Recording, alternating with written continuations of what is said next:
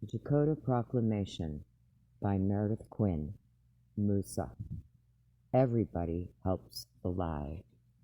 We have a change of scenery and another segment of the Crusaders for the Indians, close-cropped haircut men who have spent their entire lifetime on the Old West history of the cowboy and Indian. A special meeting is called because of this book.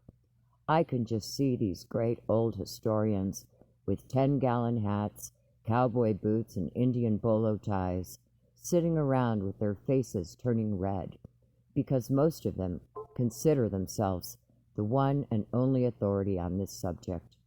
The glorious Old West, the aboriginal on his horse, feathers flying, painted from head to toe, riding over the hill, would be the ultimate image of manhood.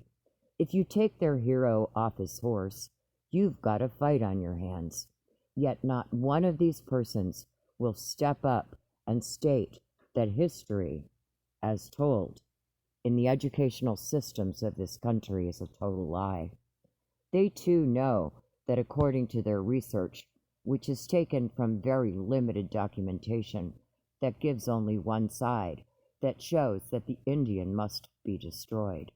Their spare time is spent seeing movies and TV showing Indians without reason as savages attacking white people, while the superior paleface, hiding behind some kind of jungle bush in the middle of the desert, shoots 200 Indians from a gun that can only hold 6 bullets. It was the other way around. Even Jack Forbes, the so-called authority of the Indian in the Southwest, takes his documentation from the people who wrote after being sent here to destroy and hide the system that they used. But let me impose some questions for some so-called great minds of the world. 1. Tell me why the lack of reviewing of documentation of the spread of disease over the Indian on the reservation or the area where he is found. 2. Why the lack of reviewing documentation on the industrial cities of the Indian when the white man arrived: Detroit, Chicago, Cleveland, Milwaukee, Twin Cities, Denver, New Orleans, and etc., were all cities built on top of old Indian capitals. Even in Mexico, their capital city was built on top of an old Indian capital, which will give you some idea what they think of Indians down there.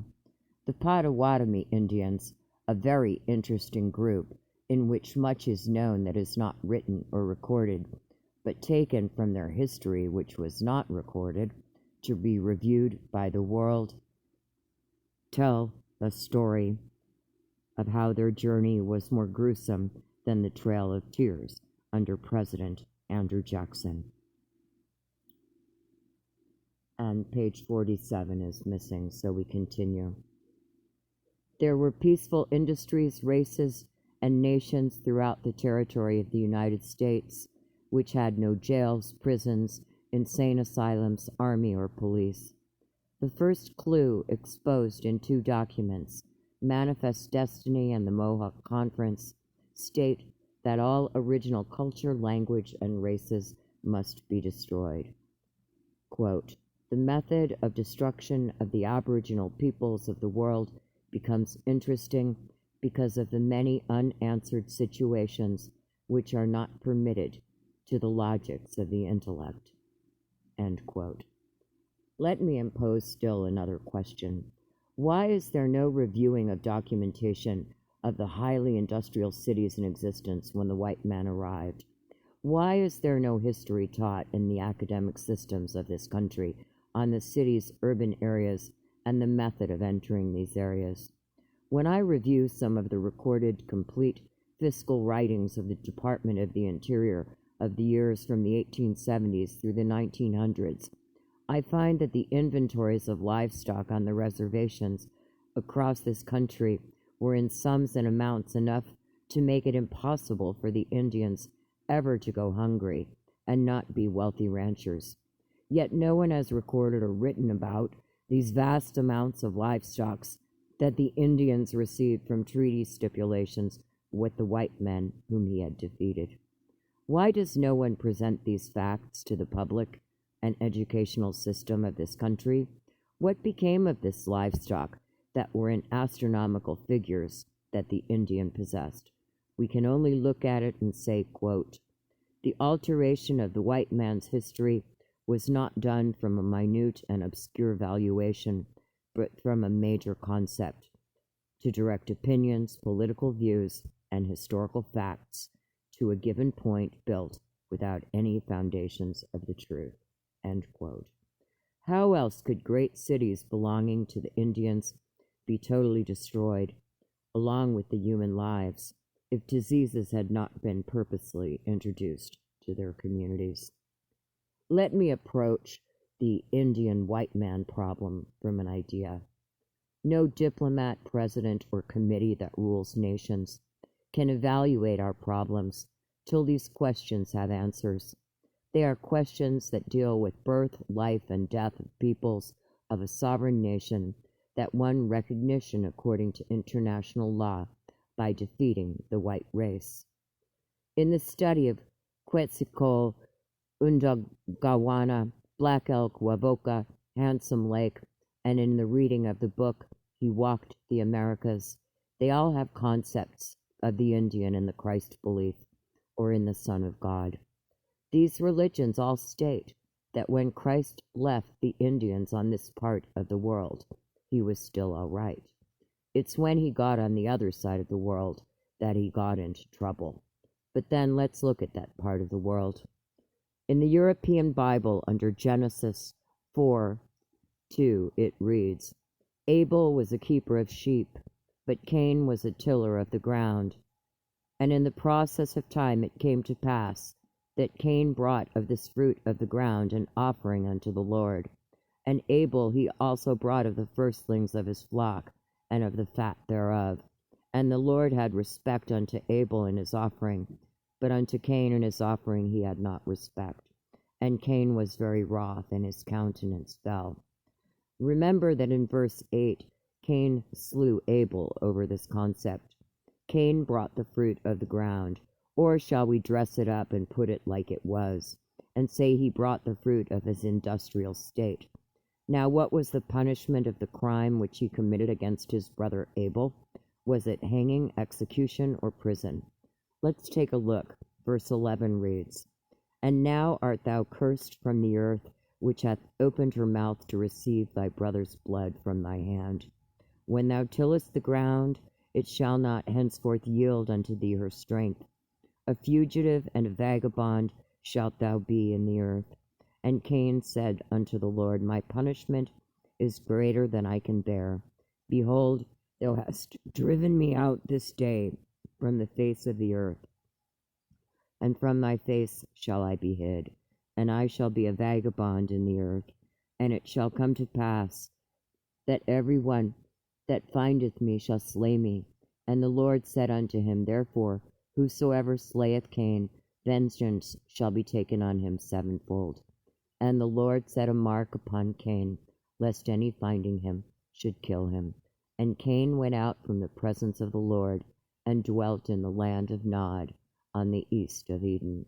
That's right. Cain, the industrial, the white man, is cursed forever. He is to be a fugitive and vagabond forever, and no one is to kill him for killing his brother. But the ones that are not his brother, well, as long as he kills his own brother, he is to be left alone. But when he kills other than his brothers, he is to be cursed. Have you ever gone to other countries? The white man is truly a fugitive and a vagabond. No one likes him. Just for a little religious lesson, read in the book of Matthew, the 5th chapter, verses 1 through the 12th. Let me see how many people outside the Indian can live by these set of rules.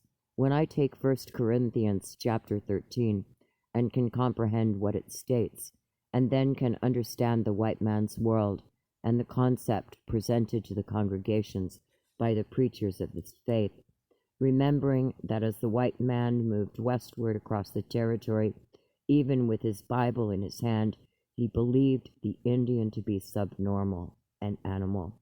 He killed, cooked, and ate the noble red man at his campfires when there was nothing else to eat. When I look at this study, I reason and compare facts. What did Cain do to Abel? And ask if God was trying to stop this sort of thing, or was his God the God of genocide? Now for the last lesson, because it truly is the last. Whenever religion or politics is brought up, the white man will fight or argue. And when you study them both, I can see why there is disagreement.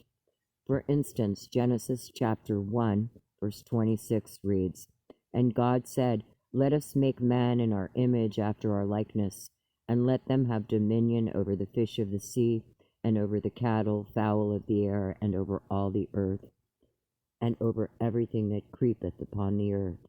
Now, you tell me who was present, the Indian or the white man? I think the white man is trying to pass his curse onto the cultural peoples of the earth, because there's no way he can get out of it. He is out from the face of the earth. He must hide his face from God. He is a vagabond and a fugitive, and he is cursed by God. You say this Indian is twisting facts? All right, have it your way. From what I know of the truths of the white man, his truths are lies, so my lies have to be the truth. Many white men know this, but live the lie and compound the lie. The white man that did the movie Billy Jack knows this, but he too knows the Indian business. Like his kind before him, will make him wealthy.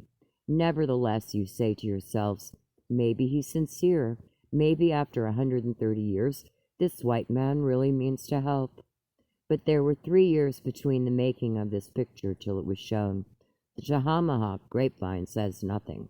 The picture is a success. Yet why does the Indian say nothing? You start to ask around. Still nothing. Should I, with all this information, which no university, legal Indian aid, OEO programs, or activists themselves consider it too hot to handle, dare ask to see if he would show it? Still no answer. Then a still tiny voice starts to speak from the activist corner. All we know is that this white man screen-tested Indian girls, but in the picture, a white woman played the part. It continues, he seems to be trying to direct our energies another way uselessly. There's much to be done to go that route. Now you have something to play with. True, the half-breed in the movie is in love with a white woman, not an Indian girl, but the white woman. The Indian had been admitted again by a sophisticated presentation, which looked like it was helping the Indian. The half-breed was caught between two worlds, trying to make it to the white right. The government was making a deal with a half-breed, not an Indian, but a half-breed. My Indian brothers and sisters know something was wrong, but couldn't put their finger on it. Me, schooled and in knowledge of all the ways that make up the psychological patterns of the white man, failed to see it immediately. Now this man bears watching on everything he does. I can just see a head shrinker coming to the aid of this man in a dark suit, dark horn-rimmed glasses, and with one eye looking at you, while the other was trying to see what the other eye was focusing into. He mentions the monkey, a distant relative of the white man, swinging from tree branch to tree branch, banana in his hand. He goes into great detail on how a cow eats green grass with a pink mouth, gives white milk, and shits brown. Yes, the white man has produced some strange things. A lot of half-breeds, such as the Mexican, Guatemalan, Peruvian, Brazilian, Puerto Rican, and Cuban. But he's never been able to produce a nation of Indians. A guide to Indian legal terminology as defined by the courts of the land. 1. Abrogate. To abolish, in reference to the Indian, this word is used against his treaties. 2. Alienation. The privilege to trade, sell, or give away property of the Indian can only be done by the United States government and not the individual Indian himself. Alienation imposed by the United States. 3. Assimilated.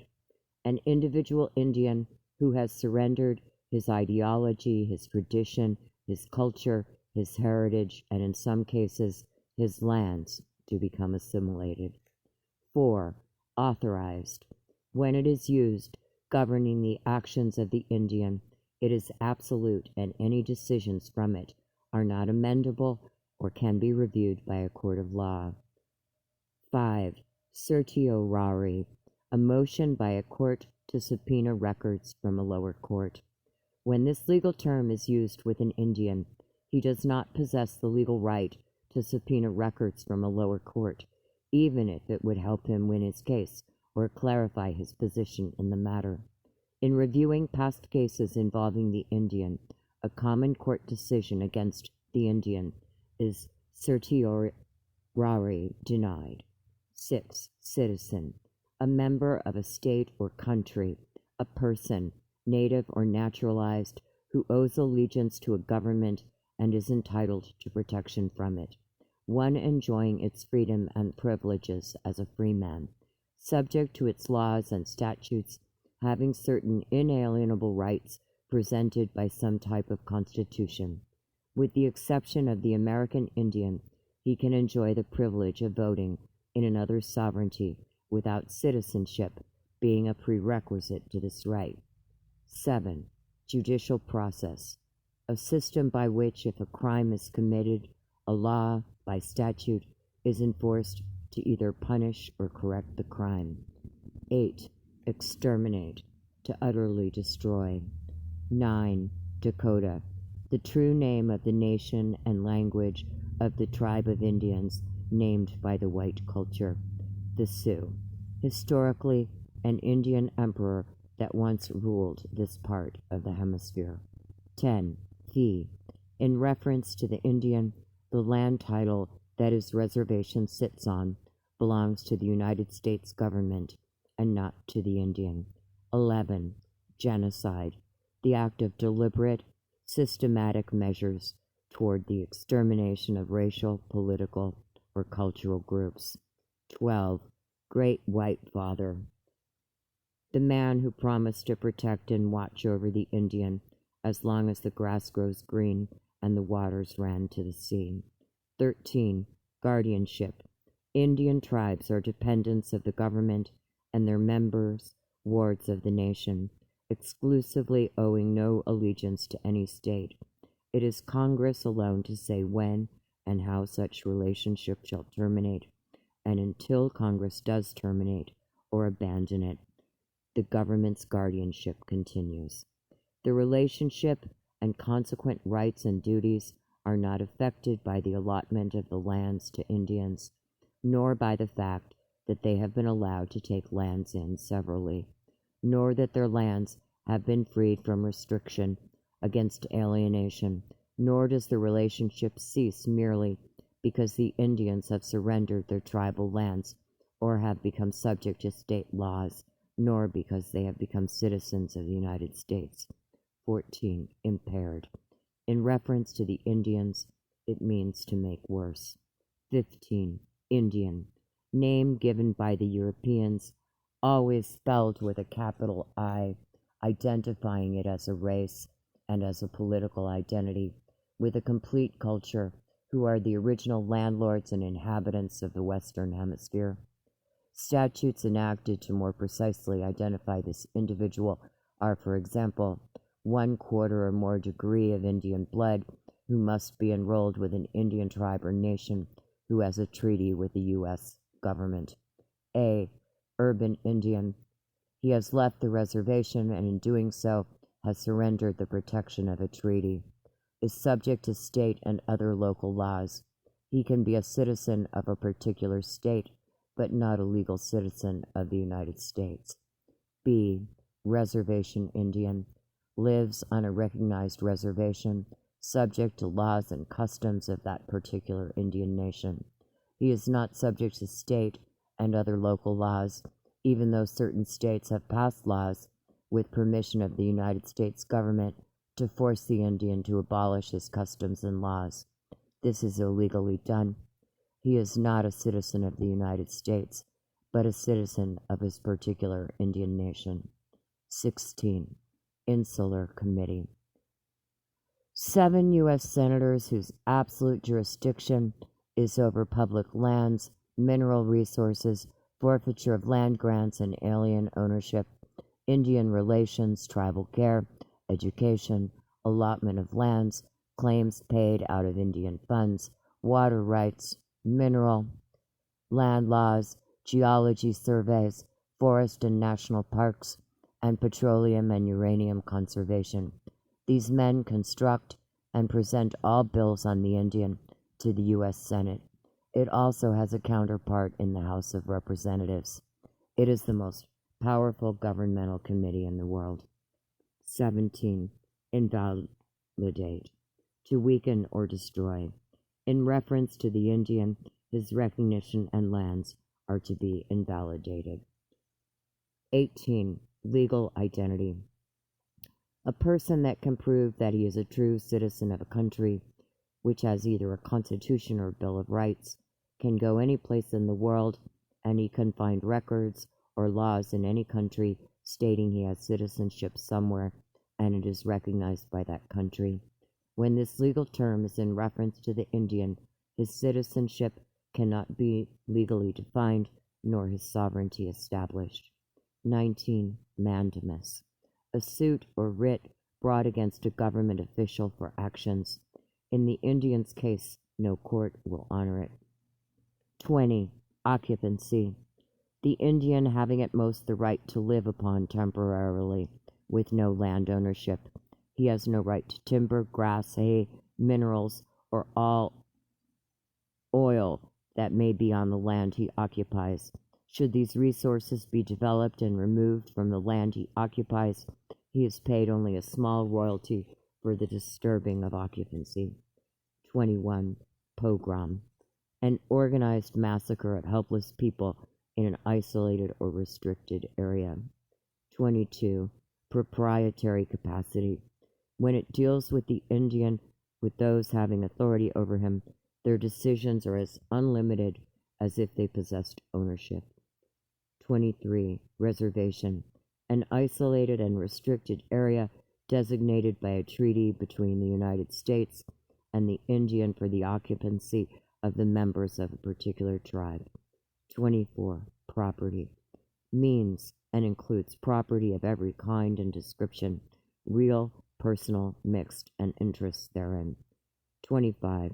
Restricted property. Allotted land to an Indian or his family, the title of which is held by the United States government. 26. Severalty.